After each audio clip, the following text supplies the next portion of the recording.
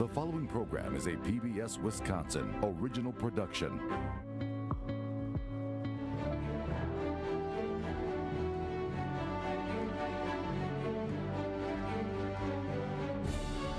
Welcome to Wisconsin Public Media's coverage of Governor Tony Evers' 7th State of the State Address.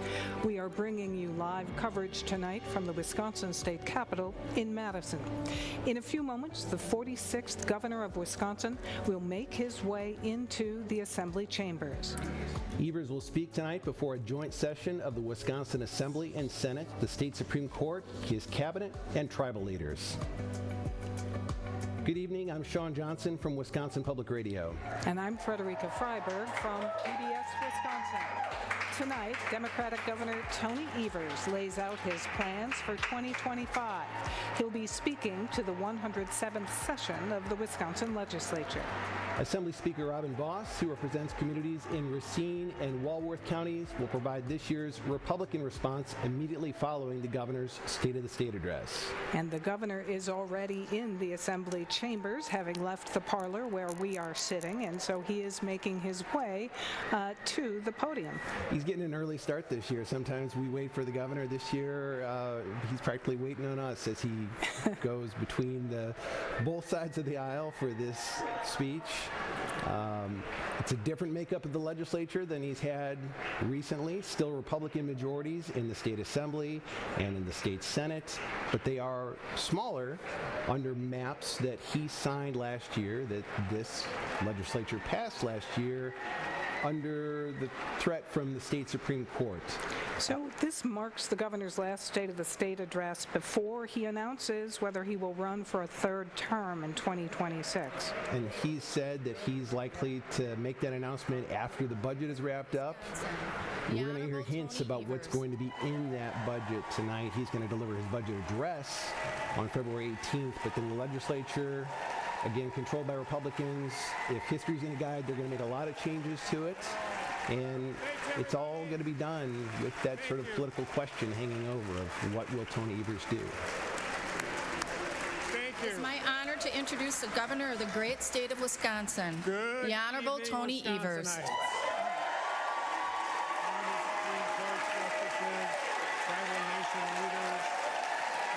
Constitutional officers, thanks, everybody. Thank you. Thank you. Distinguished guests, Wisconsinites from good evening, Wisconsinites. Thank you for being here with us. Honorable Supreme Court justices, tribal nation leaders, constitutional officers, Adjutant General May, members of the Wisconsin National Guard, and active and retired members of our armed forces, cabinet members, legislators, distinguished guests, and Wisconsinites from wherever you're joining us tonight. Thank you for being here with us.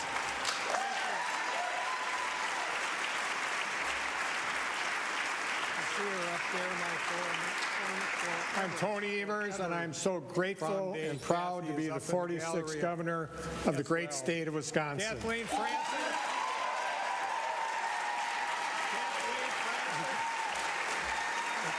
Thank you. Thank you.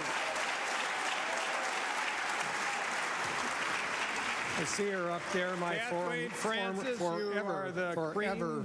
to prom date. Kathy is up in the gallery, and I love you more. Kathleen Francis. Thank you so much, Kathy. Kathleen Francis. We begin a new year with a new legislature elected under new fair maps.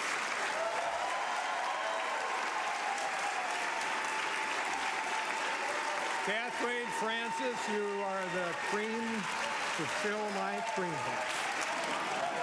And I love you more every day. Thank you so much, Kathy. We begin a new year. We begin a new year with a new legislature elected under some of the most gerrymandered maps in America.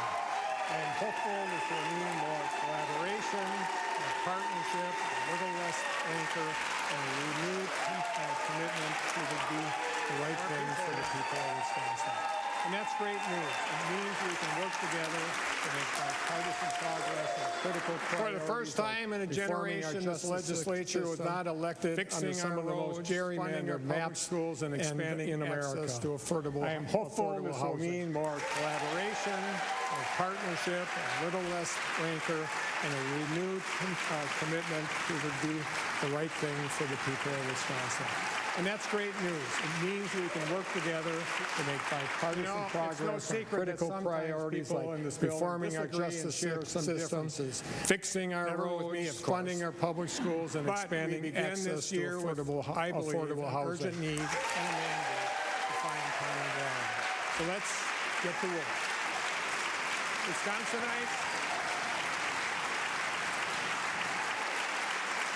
Wisconsinites, I begin tonight with good news. You know, it's no secret that sometimes people in this building disagree and share some differences. Hard-earned, never with me, of course, at any point. But we begin this year with, I believe, an urgent need and a mandate to find common ground. So let's get to work. Wisconsinites,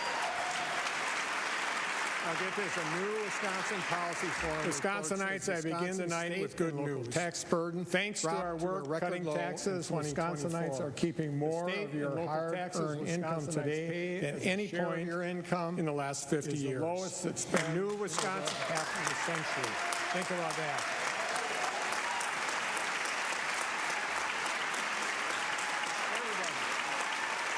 I'll get this. A new Wisconsin Policy Forum report says Wisconsin's state and local tax burden dropped to a record low in 2024. Just 2 decades ago, Wisconsin was in the top 5 Wisconsinites pay tax share of your income. Wisconsinites is the lowest as a share of their income. Half of a century. Today, Wisconsin, think about that. At the bottom of 16 states in the country, we have seen the largest drop in our tax burden of any state over the last 20 years.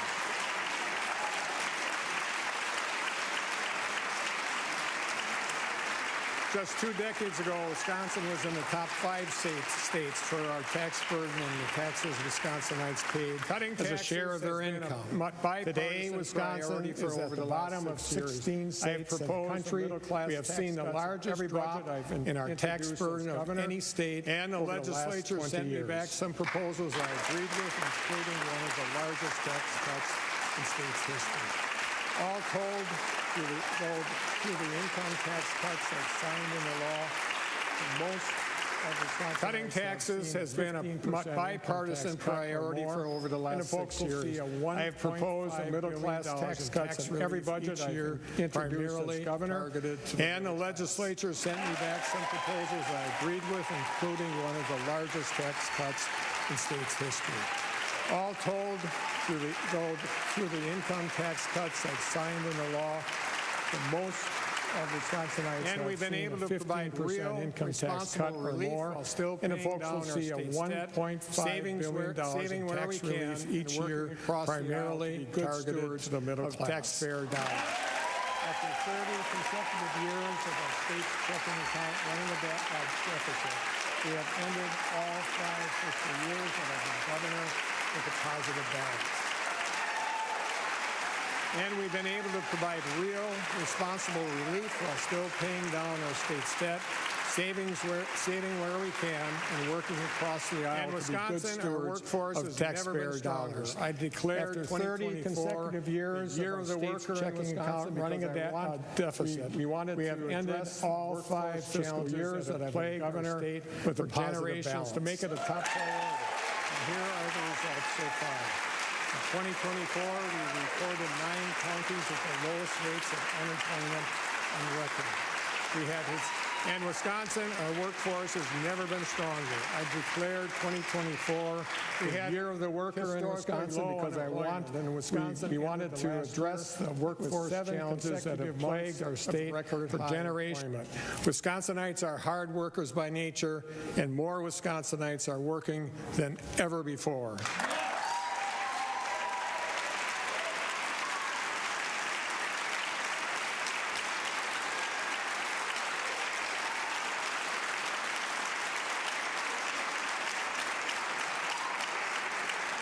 And we want Wisconsin workers to be ready for the 21st century. For the second consecutive year, we hit an all-time high of nearly 10,000 youth apprentices and had record high employer participation. And we had the highest enrollment ever in our registered apprenticeships programs, a 100-year history for the third year in a row.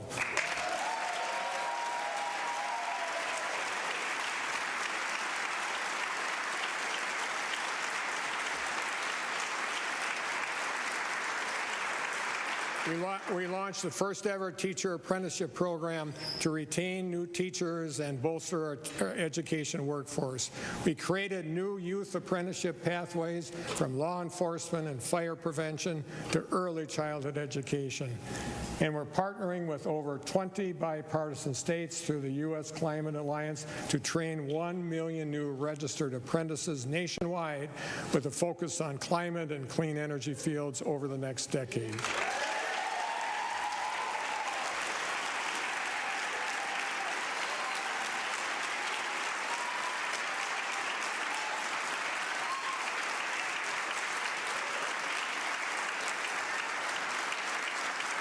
And we're making sure our economy is built for the 21st century, too.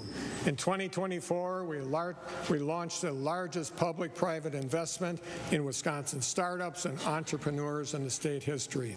We also welcomed billions of dollars in investments from global companies, including Microsoft, Eli Lilly and Company, and Kikkoman, among others, that will create thousands of jobs here in Wisconsin. Businesses partnering with our administration last year committed to more than $2 billion in capital investments, the highest level ever in the last decade.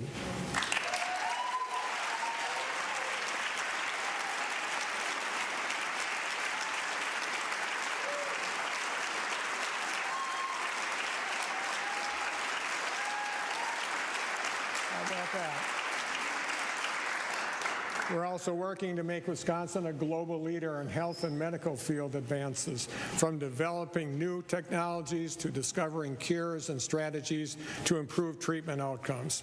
We worked with Senator Baldwin to secure Wisconsin's designation as a U.S. regional tech hub. Our tech hub is projected to create over 100,000 jobs and $9 billion worth of economic development in Wisconsin over the next decade alone.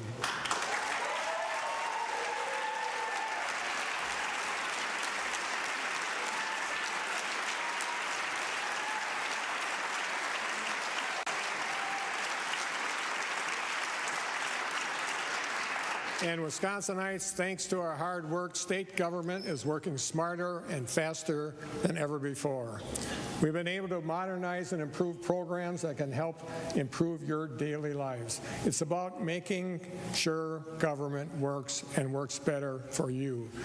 We expedited community infrastructure projects for drinking water by cutting the review time for engineering plans in half. We partnered with the technical colleges to streamline licensing for students, helping make sure they could join our strapped healthcare workforce as soon as possible. We also created the first ever interactive mapping tool for producers to be able to monitor animal diseases outbreaks across Wisconsin.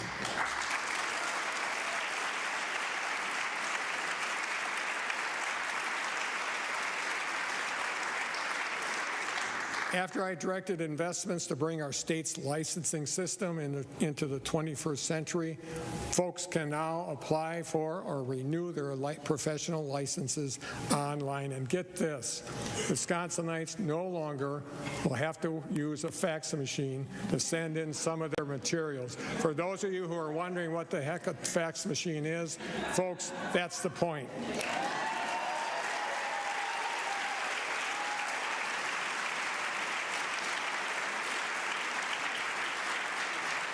We created a new system to help professionals respond to drug overdoses, identifying dangerous trends in our communities and getting information out quicker to folks that need it. We made it possible to purchase state trail passes online so folks no longer have to carry a paper pass on the trails. And we launched a new app for our state-run veterans homes so that loved ones can stay up to speed on their veterans' medical care.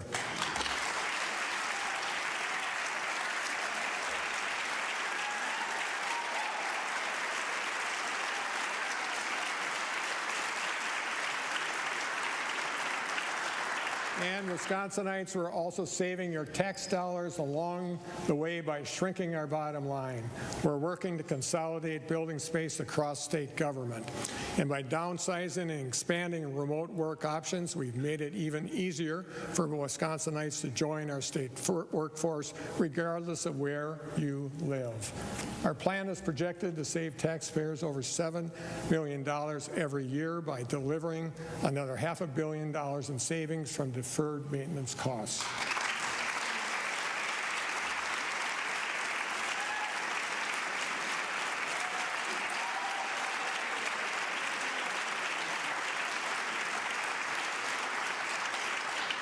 Wisconsin, we accomplished a lot this last year. We have shown that we can get a lot of good things done when politics stay out of our way.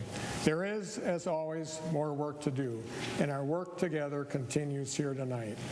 I will soon introduce our next state budget, laying out our state's top policy priorities for the next 2 years. Every budget I have ever built began first by doing what's best for our kids, and this one will be no different. So I will again propose historic investments in K-12 education.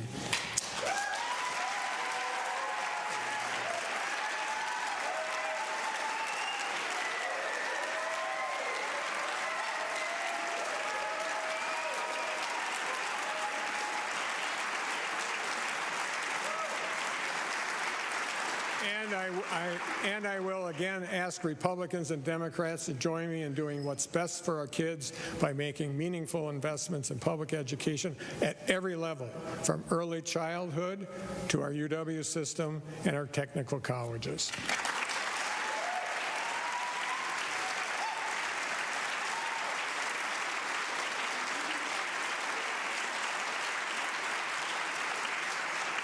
The good news is that the legislature need not wait until I introduce my budget to get to work.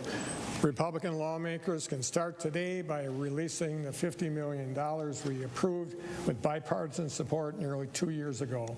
These funds were already approved. They are available now, and they should not still be sitting in Madison. Folks,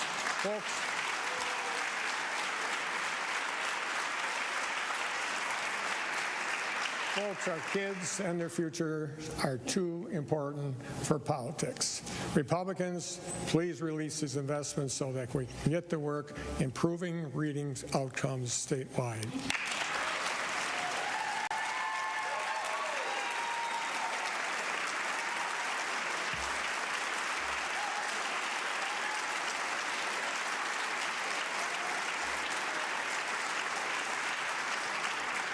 We have to do more to improve outcomes for our kids. And yes, that means making meaningful investments in our public schools. But our kids' outcomes are as much a reflection of what happens within our schools as they are, importantly, a reflection of what happens beyond them. And that's a simple matter of math.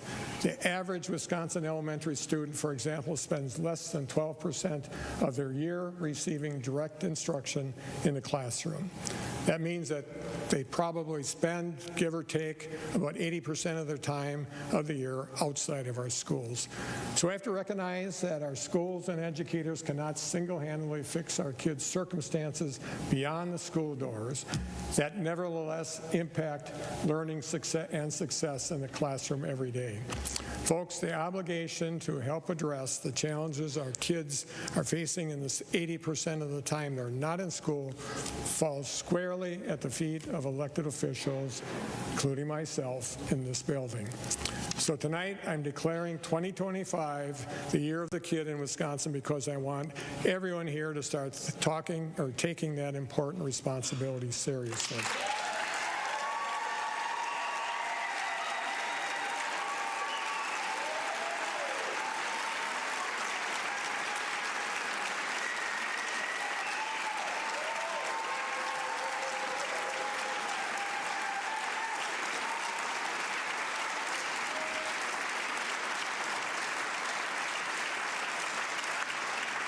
I will keep saying this until the folks in this building finally hear me. If we want to improve our kids' outcomes, then we have to shorten the odds. If we want our educators and schools to be able to do their very best work in the hours our kids are with them, we have to set them up for success. And we have to start by making sure our kids can bring their full and best selves to our classrooms. Kids in class should be focused on learning, not wondering when and whether they'll eat next.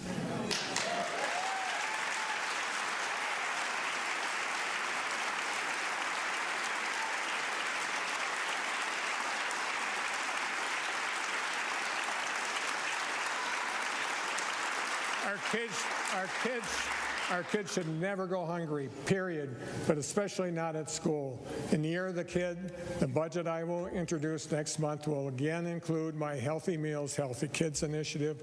Let's end school meal debt and make sure every kid has a healthy breakfast and lunch at school with no stigma at no cost.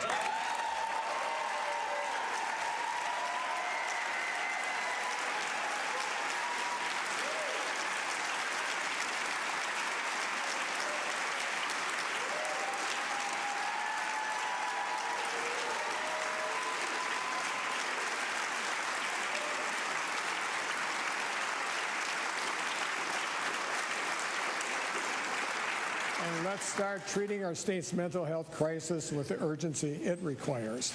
Yes, for everyone of every age, but especially for our kids. The state of our kids' mental health continues to be concerning for me as governor and also as a grandfather.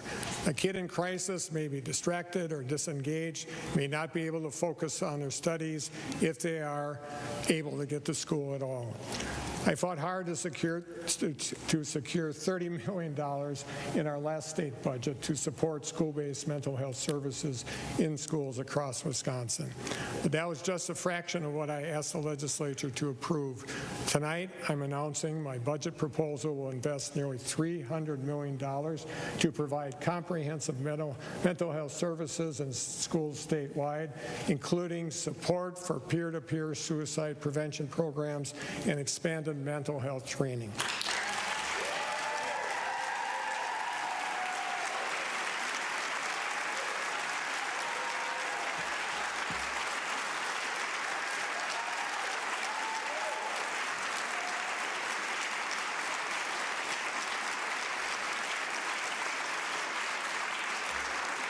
Making sure our kids are healthy, physically and mentally, is a crucial part of improving outcomes in our classrooms. But we have to connect the dots between school achievement and the challenges our kids are facing at home and in our communities. Take lack of access to clean and safe drinking water as an example. There's no safe level of lead exposure for kids, none. According to the CDC, even the smallest exposure can have serious long-term consequences and can even, quote, reduce a child's learning capacity, ability to pay attention, and academic achievement, end quote. A 2019 study of kids over several early grade levels found that even low-level lead exposure during early childhood can affect kids' achievement, including reading and math scores. It also showed that even additional schooling and physically maturing, quote, are not sufficient to offset the damage caused by early childhood exposure, end quote. My Healthy Meals, Healthy Kids plan will also help modernize bubblers, we call them bubblers in Wisconsin, at schools across Wisconsin to remove harmful contaminants. And as we kick off the Year of the Kid, I'm also announcing we're going to invest over $6 million in our biennial budget to support lead poisoning intervention and response. And I'm announcing this week that I'll approve a Department of Health Services emergency rule strengthening Wisconsin's lead standards so more kids and more families will be eligible for these critical resources.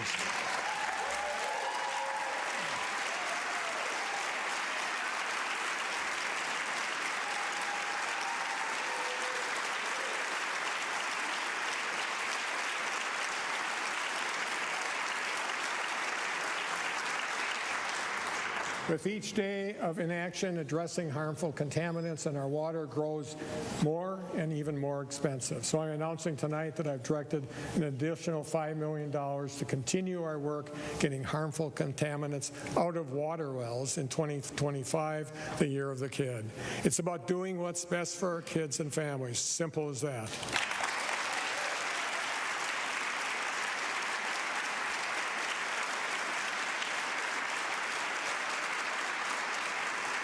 If we want our kids to bring their best and full selves to our classrooms, elected officials have to start acknowledging how policy decisions and investments, or the lack thereof, here in this building affect kids, families, schools, and communities across Wisconsin every day. Whether or not kids and families have access to safe, reliable housing affects kids at school. Whether or not kids and families have a way to safely and efficiently travel to and from home and work affects kids at school. Living in a traumatic or unsafe home environment affects kids at school. Lack of access to preventive health care and dental care and eye care affects kids at school. The state cannot continue to shirk responsibility for the 80% of time our kids are not in our classrooms. That 80% falls on us.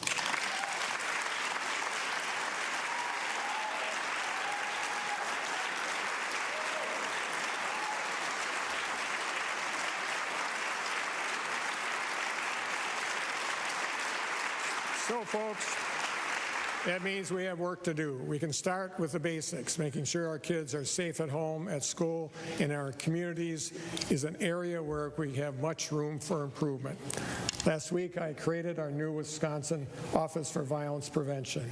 We're going to work across law enforcement agencies and local governments, with school districts, nonprofits, and firearm dealers to help keep our kids, families, and communities safe. I also announced my budget will include sustainable, ongoing funding to make the Wisconsin Office for Violence Prevention permanent, so that we can take a statewide approach to preventing crime and violence across our state.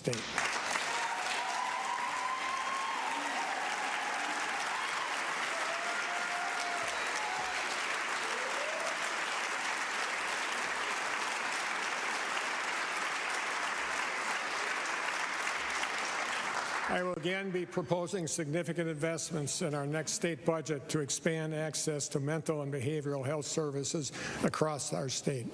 Those investments should receive bipartisan support.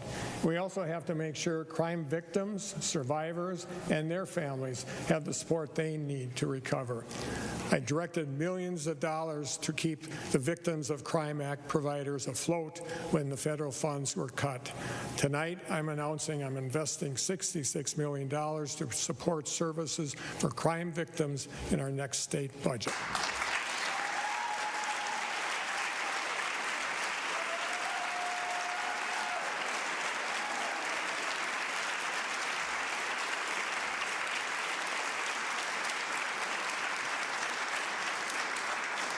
But these actions alone cannot be our only effort to reduce crime and violence and keep our kids, families, and communities safe. Addressing gun violence must be part of our work, folks. In recent years, Wisconsin has seen about a 21% decrease in homicide, a nearly 30% decrease in burglary, and almost a 50% decrease in motor vehicle theft.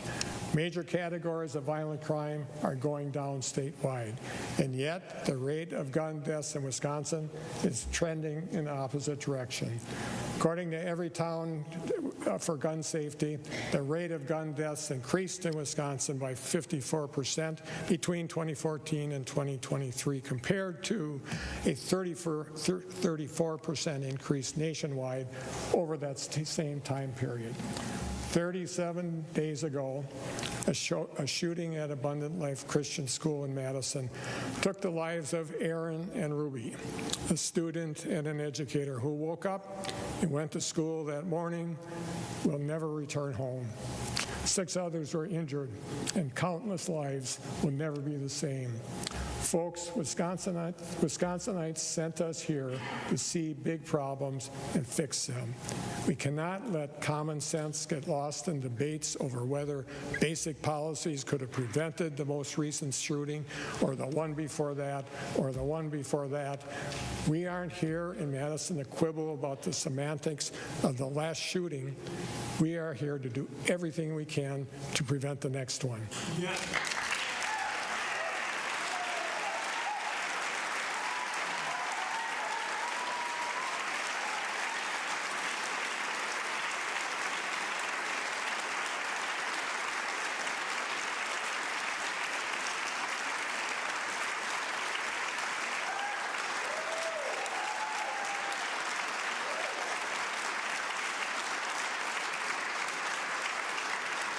So we can do better than doing nothing.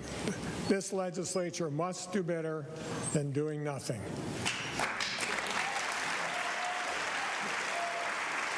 Folks, this is Wisconsin. I get it. We hunt, we fish, we trap, and generations have grown up learning to appreciate our traditions. No one wants to change this proud part of our heritage, and we won't. But we do not have to choose between respecting the Second Amendment or keeping kids, schools, and streets and communities safe. We can do both. And the truth is this: the vast majority of Wisconsinites, including gun owners, agree. So let's start with two basic policies we already know Wisconsinites support. We can take easy, simple steps to keep guns out of the hands of dangerous people. Let's ask everyone to play by the same set of rules. Let's close the loophole so that everyone goes through a background check, no matter what kind of firearm they are buying or where they are buying it.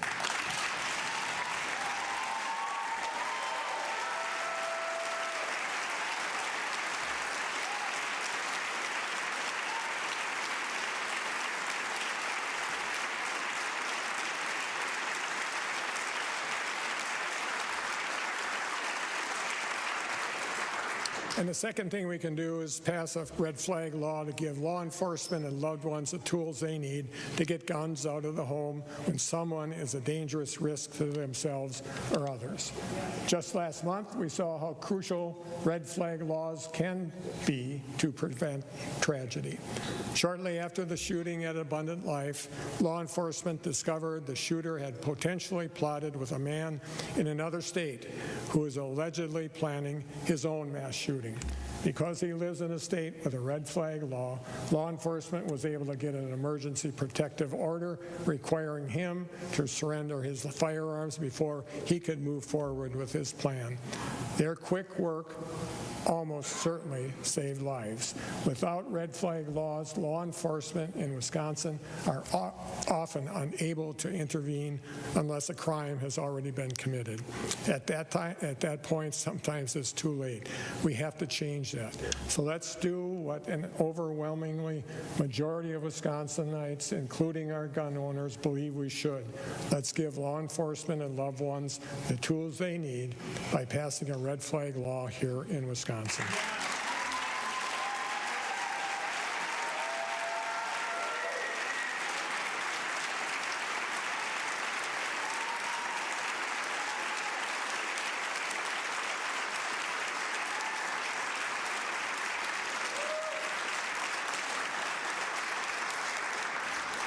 And there are other easy steps we can take to keep our kids and our communities safe and keep guns off the streets. We can keep guns out of the hands of domestic abusers. We can help make sure that guns in homes where there are kids or someone prohibited from possessing a firearm are locked away or have a trigger lock engaged. We can help make sure that firearms at retailers are secured when their business is unattended. We can help make sure that if a firearm is lost or stolen, law enforcement is immediately notified. We should be able to get this common sense stuff done with bipartisan support, folks.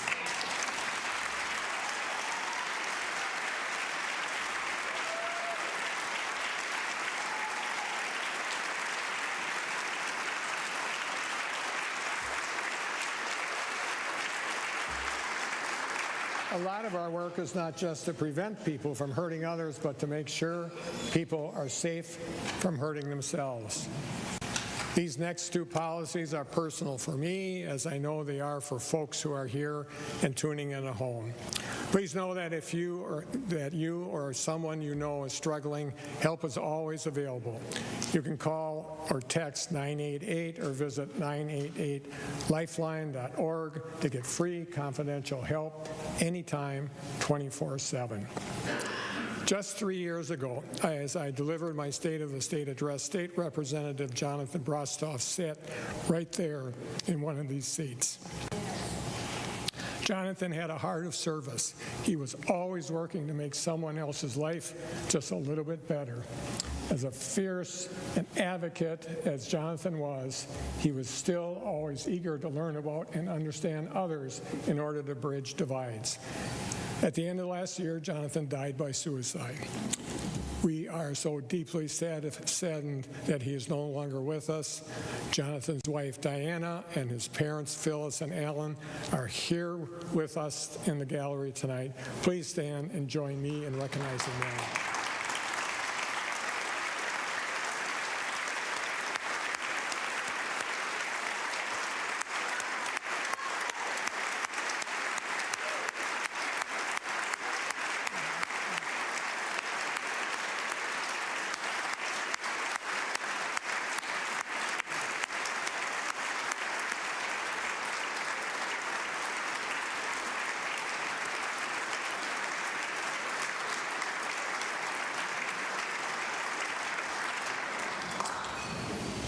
For too many Wisconsinites, even if they did not know Jonathan, the story of losing him is their story too. Kathy and I share that story. The families, friends, and co-workers of veterans, farmers, construction workers, and law enforcement officers, and so many others share that story. Kids, classmates, parents, grandparents, loved ones, and friends in every corner of our state, they share that story. This heartache has become far too often. Wisconsin in 2022 reported 932 deaths by suicide, according to Department of Health Services report, nearly 60% of which involved a firearm. These are statistics we cannot change because those are souls we cannot bring back. But there is more we can do today to save lives tomorrow. If you talk to someone whose loved one died by suicide, many will tell you that their loss was not a foregone conclusion. That maybe, just maybe, if the person they loved had just made it through one more dark night to see with certainty that the sun would rise again, things could have ended up differently. Tonight, I am asking this legislature to give the family and the next one and the family after that hope for that same opportunity.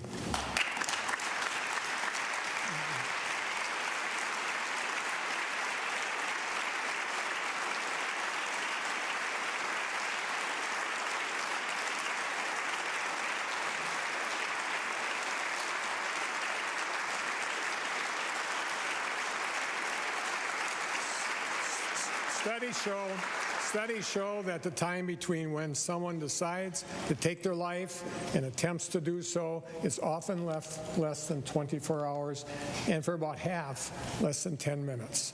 The window for intervention is really short. Being able to purchase and possess a gun in minutes significantly increases the risk of firearm suicide and firearm homicide as well. A decade ago today, Wisconsin had a waiting period law requiring time between when a person purchased a firearm and took possession of it. That policy was repealed. It's time for Wisconsin to return that common sense policy. Tonight I'm announcing I will be asking the legislature to restore the 48-hour waiting period in Wisconsin in our next state budget.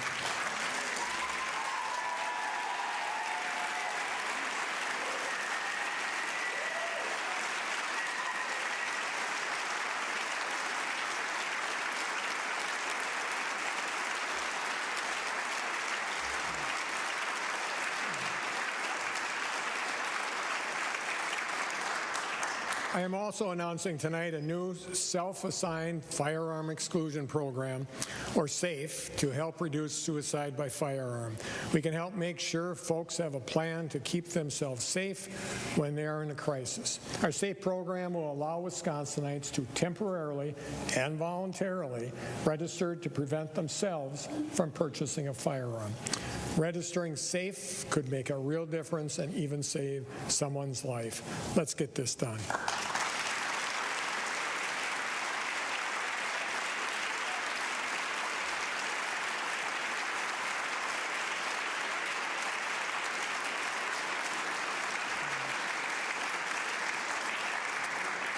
Folks, the legislature must start doing its part to take gun violence seriously in the state. People don't expect us to be perfect in this building, but they do expect us to be pragmatic. People don't expect us to acquiesce to each concept of every policy put before us, but they do expect us to at least have the courage to engage in a conversation. People don't expect us to agree with each other 100% of the time, but they do expect us to have the guts to give reasonable policies a vote. Let's do better for Wisconsin than doing nothing.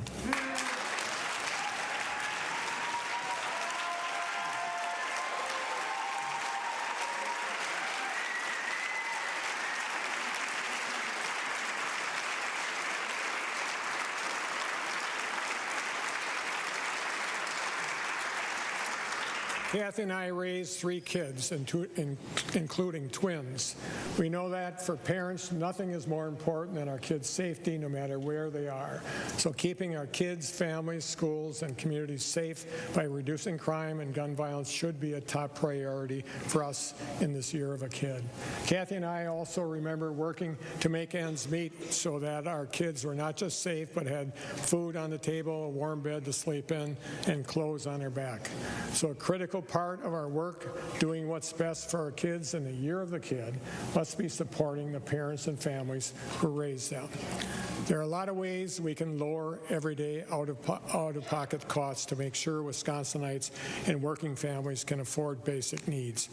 So I have good news. The plan I am announcing tonight will support our economy and our workforce, lower out-of-pocket costs for working families and Wisconsinites, and help give folks a little breathing room in their household budgets.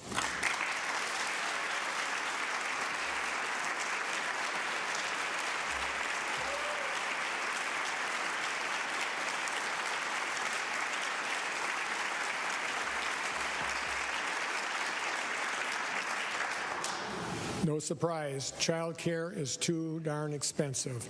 We have to make child care more affordable and accessible. This is as much about doing what's best for our kids as it's doing what's best for parents in our workforce and in our economy too. After years of proposing similar efforts, I was proud last year to sign a bipartisan bill to expand our child and dependent care credit. That bill goes into effect this year, so parents and families, be sure to look out for that when you file your taxes.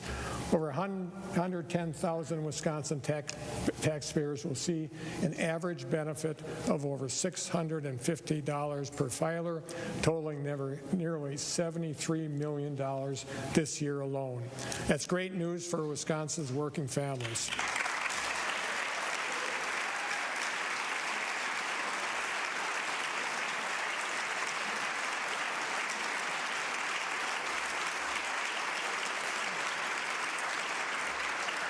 But we have to do more to lower the out-of-pocket costs working families are paying for child care every day. A 2023 report showed child care costs in Wisconsin can consume 18 to 36% of a family's household income. If those parents are under 25 and have 2 kids in child care, it's closer to 70%. The cost of putting 2 young kids in child care costs more than the average rent or mortgage in Wisconsin and exceeds the annual cost of tuition to send 2 students to the University of Wisconsin-Madison. And even if folks can find and afford care, families may be wait-listed for months. Child care providers across Wisconsin surveyed last fall had 48,000 kids on wait lists, with nearly 60% of providers having unutilized capacity, often because they needed more workers. Child care providers are stuck increasing costs while keeping classrooms closed and serving fewer kids as wait lists grow. Getting providers up to full capacity would mean serving another 33,000 kids. Wisconsin's child care crisis affects not only our kids, families, and child care providers, but our state employers, workforce, and economy too. I've repeatedly proposed plans to lower the cost of child care, of which Republican lawmakers rejected. So I directed $170 million in emergency funding to keep our child care industry afloat. But folks, that was 15 months ago. We must do better than nothing when it comes to making child care more affordable. Our state budget will, once again, include sustainable, ongoing funding to make sure our child care accounts program permanent, including investing over $500 million aimed at lowering child care costs, supporting this critical industry, investing in employer-sponsored child care.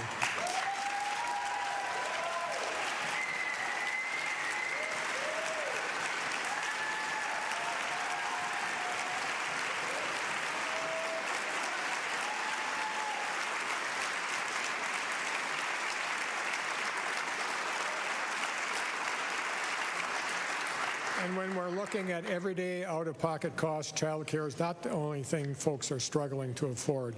The cost of prescriptions and life-saving medication like insulin are also too darn high.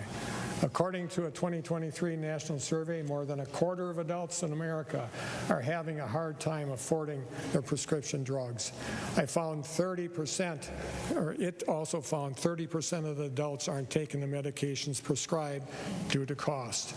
No Wisconsinites should have to choose between paying bills and putting food on the table and getting their life-saving medication. Accessing health care and picking up basic prescriptions or insulin should not break the bank, folks.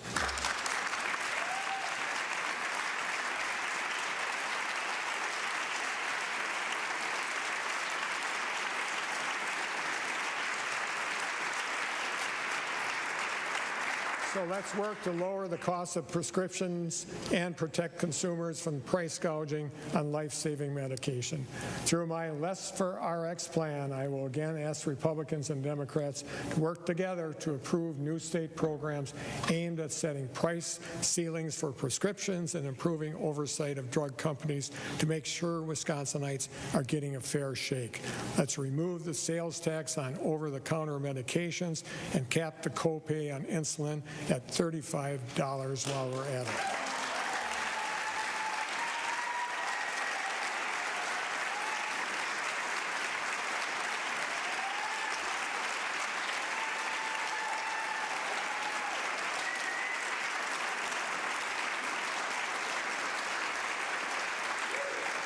Lowering everyday out-of-pocket costs for Wisconsinites and working families must be a priority for this session. Making child care and everyday prescriptions more affordable are two easy ways we can help Wisconsinites afford basic needs, help paychecks go a little further, and give parents, families, and seniors some breathing room in their household budgets. And my plan allows us to lower costs while supporting our workforce and our economy too. In the coming weeks, I will announce my comprehensive plan to lower costs for Wisconsinites and working families. And this work is especially timely. We've already seen steps taken in Washington in recent days that could significantly increase costs, hurt Wisconsinites and working families, and leave a lot of uncertainty for our economy here in Wisconsin. A lot has happened in Washington in the last 72 hours, and I know there's a lot of angst about what may happen in these days, months, and years ahead. I want to talk about what it means for Wisconsin and how we move forward together. So let's talk about immigration. These lands were inhabited by indigenous peoples for millennia before people from France, Great Britain, Norway, Holland, Sweden,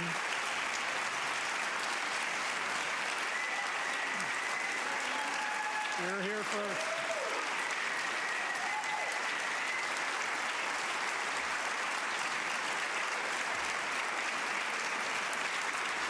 They were here before people from France, Great Britain, Norway, Holland, like my wife's father, Sweden, Germany, and regions the world over. They came and settled here in a state as we now know and love it. Wisconsin began as a land of many people, of many origins, each important and none any better than any other. And that is still who we are 177 years later. The state of Wisconsin was born of immigrants, but today there are those who would have us forget that fact. There are those who would have us rewrite the story of ourselves, and they would ask us to believe in a distorted and dishonest history. They would have us abandon the values that made us who we are as the people whose blood, love, and labor make our state great. We cannot, and we will not. Wisconsinites are honest people. We tell the truth. So in this building, let's do the same, and let's move past partisan rhetoric.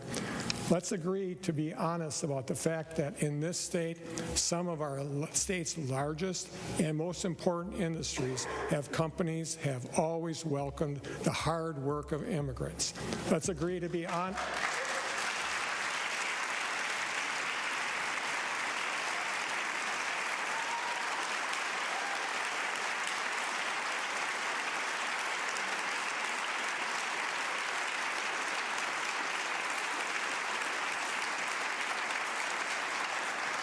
Let's agree to be honest about the fact that the story of our state's success today is told in the labor of over 3 million Wisconsinites, including tens of thousands of workers whose only transgression to date was not having the good fortune of being born in this country.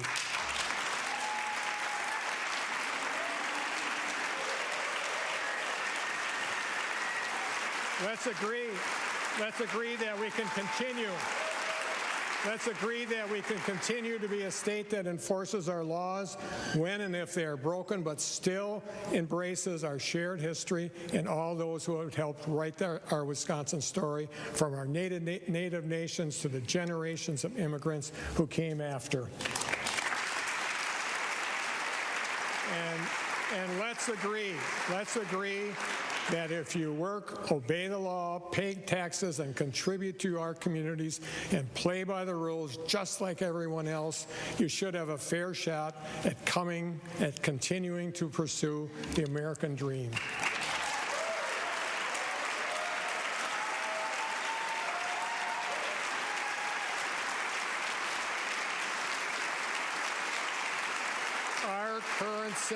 Our current system is unworkable and unsustainable. There must be bipartisan work towards a solution that builds upon the strength of our country without threatening our economy's success. Wisconsin, we cannot allow reckless decisions in Washington to stymie our Wisconsin economic momentum. We cannot stall our progress towards fixing the problems that have plagued our state for generations. We cannot afford to lose the prosperity for posterity that we've worked hard to build together.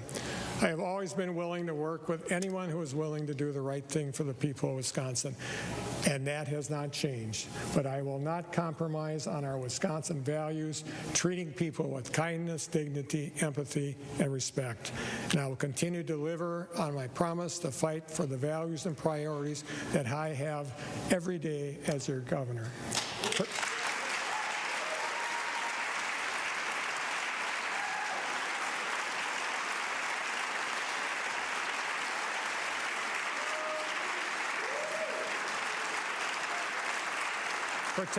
Protecting access to affordable health care is one of them.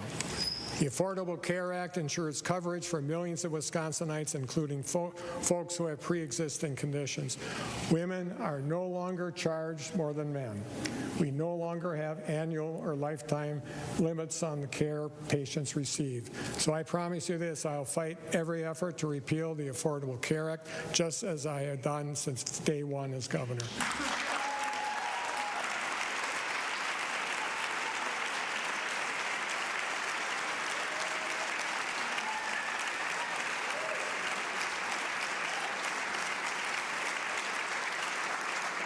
I fought like hell to make sure Wisconsin women have the freedom to make their own reproductive health care decisions without interference from politics.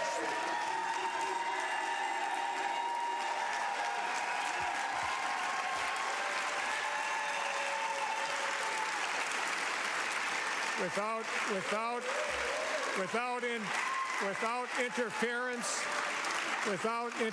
interference from politicians in this building who know nothing about their life, their faith, or their circumstances, and I fought like hell to restore access to safe, legal abortion in Wisconsin.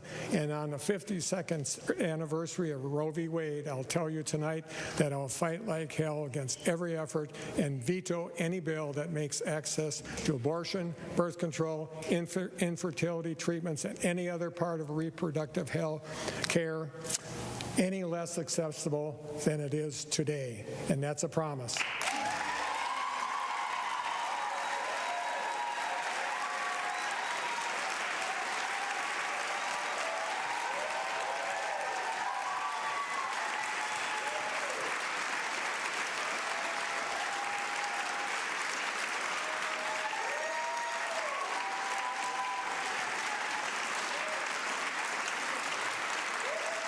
And Wisconsin will continue to be bold on clean energy, fight the climate crisis, and create good-paying jobs and innovative industries of the future. Because in Wisconsin we know we can't afford to choose between mitigating climate change and protecting our environment or creating jobs and economic development, we must do both. So we will continue our work to do right by our kids by leaving a world better place and a world than the one we inherited.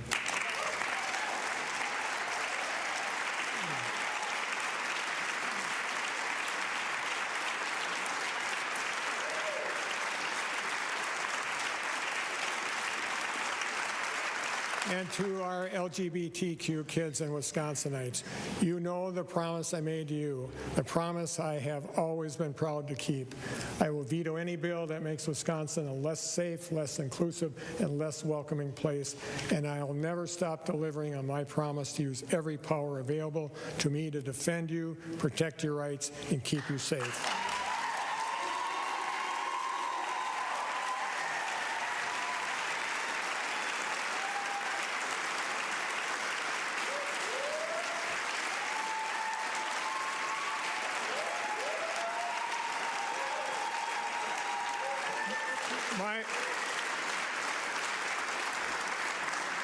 My promise to the people of Wisconsin has always been to be a governor who works for all Wisconsinites, who does the right thing when it matters most.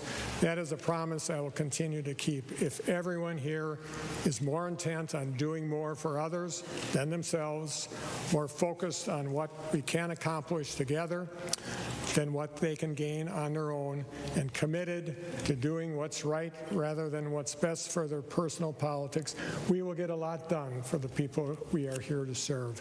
We must continue to make smart, strategic investments while staying within our means. We must continue to invest in needs long neglected while still finding ways to save where we can. And we must continue to go as ever forward together. So let's get good things done for the people of Wisconsin this year, and let's get back to work. Thank you, and on Wisconsin. UW Marching Band, take it away.